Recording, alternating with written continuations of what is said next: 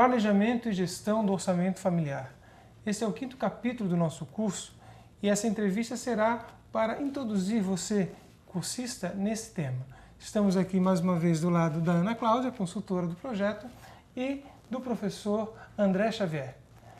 André, vamos começar com a questão de como que o planejamento e a gestão do orçamento familiar pode contribuir para a sustentabilidade das intervenções em habitação de interesse social.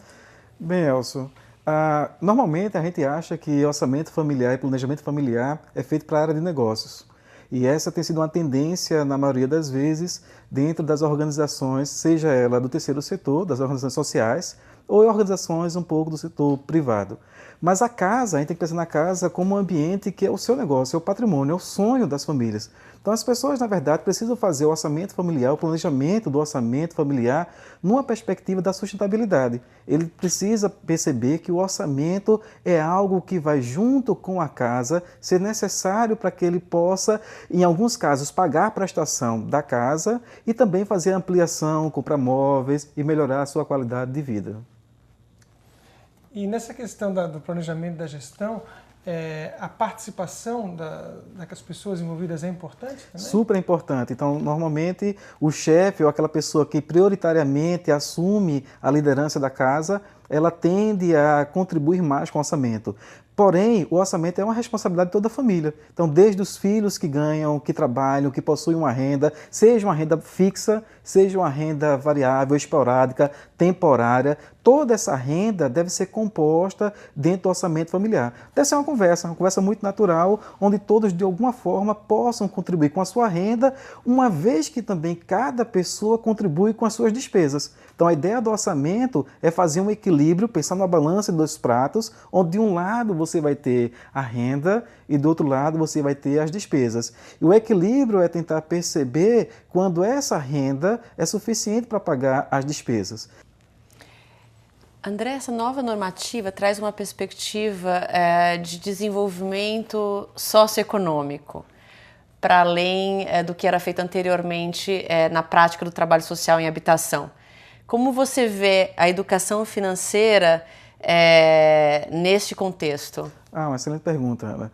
Eu acho que esse é um dos ganhos que a normativa traz agora, no sentido de fazer com que o trabalho social ele pense muito mais além da questão territorial da moradia. Então, normalmente, a gente tinha uma cultura de pensar no direito ao acesso ao lar, à casa, e depois que a pessoa tinha um acesso, a gente tinha um outro problema, que era como manter essa família unida para que o futuro da casa e o futuro da família fosse um melhor bem desenvolvido. O primeiro ponto que eu acho que a gente tem que perceber é que antes mesmo da seleção da família, já deve-se pensar em quais instrumentos ou quais metodologias será necessária para trabalhar com a família. Eu lembro que a gente, em algumas organizações, trabalha com a metodologia chamada bonito ter e necessário ter. Então, uma das primeiras reuniões de sensibilização com a família é trabalhar com elas, olha, o que é bonito ter? Colocar um círculo, um quadro, é bonito ter celular. É bonito ter uma geladeira, é bonito ter uma televisão. Depois que eu tiver o bonito ter, elencar todos os componentes dos meus sonhos, eu faço um outro círculo como necessário ter. E aí você começa a trabalhar o sentimento de escolha. Aquilo que é prioritário e aquilo que pode ser postergado para o futuro. Então, o primeiro momento é, na seleção de demanda, priorizar junto com a família essa sensibilização do que é necessário, do que é prioritário.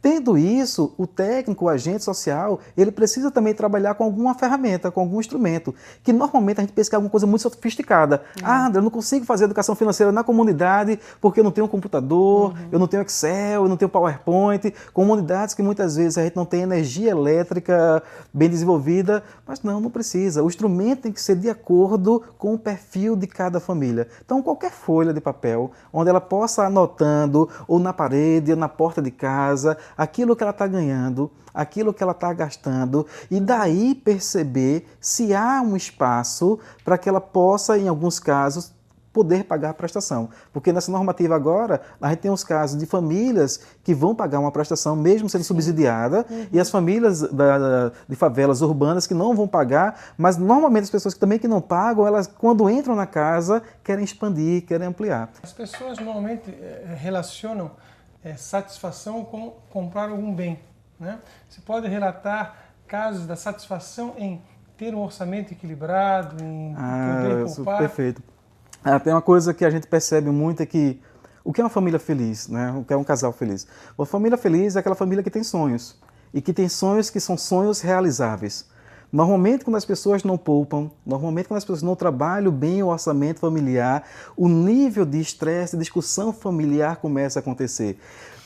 Problemas de alcoolismo dentro da família começam também problemas como fuga. A pessoa não tem condições de pagar as contas, então ela acha que ela tem que fazer uma outra coisa e aí gasta mais, seja comprando mais, aí aquelas revistinhas que passam de porta em porta, e não, vou comprar porque eu preciso, porque eu também mereço, eu trabalho tanto, e não está percebendo que aquilo está sendo uma forma dela fugir da sua realidade e criar mais um problema. Então, se você começa, junto com a família, a organizar o orçamento, no primeiro momento parece ser mais chato, porque você vai ter que realmente ser sincero em dizer, olha, precisamos fazer escolhas. A gente vai ter que cortar alguma coisa.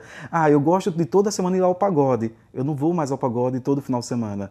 Eu gosto de toda semana beber. Eu não vou beber tanto. Então, ou eu vou fazer, mas eu vou fazer com escolhas que gastem menos. A partir do momento que essa família começa a poupar, começa a guardar um pouco mais, não só poupar do ponto de vista financeiro, mas usar melhor a energia, usar melhor a água, ela começar a aproveitar melhor o que ela tem, ela vai começar a perceber que depois de um certo tempo, eles vão começar a conquistar, a ter mais do que eles tinham.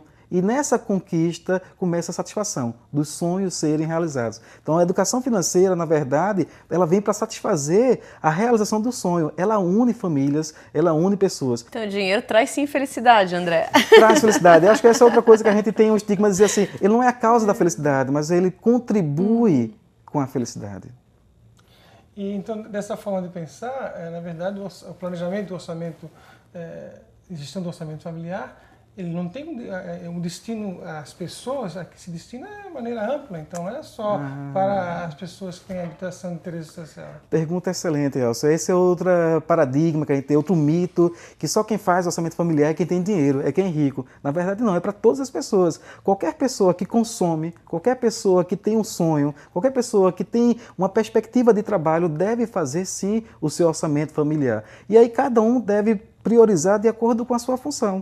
Então, normalmente, o orçamento familiar para uma empresa, ele tem um perfil. Um orçamento familiar para um economista tem um outro perfil. Um orçamento familiar para alguém que trabalha em uma função que ganha um pouco de salário mínimo tem outro perfil. Mas todos precisam ter a função de educação e disciplina do orçamento familiar. É para todos, ricos e pobres, todos que têm sonhos. Você quer dar uma mensagem final aos técnicos do trabalho social que vão trabalhar com... Gostaria de dizer que não pensem também que o orçamento familiar vai ser algo que você possa construir no primeiro momento de forma tão fácil, mas se você tiver vontade, se você tiver motivação, brilho nos olhos, você vai conquistar. E o orçamento familiar, ele casa com a perspectiva do planejamento, monitoramento e avaliação. O problema de hoje é que o técnico tem que perceber que as pessoas no mercado capitalista compram aquilo que não precisam com dinheiro que não tem. E a minha mensagem é essa, assim, compre apenas aquilo que realmente você pode comprar para ser feliz. Obrigado, André. Que legal. Obrigado, Ana Cláudia. Obrigado a cada um de vocês que nos acompanhou nessa entrevista. Dizer que o material pode ser aprofundado no caderno de leitura e as atividades devem ser feitas para você avaliar aquilo que você reteve dessa aula.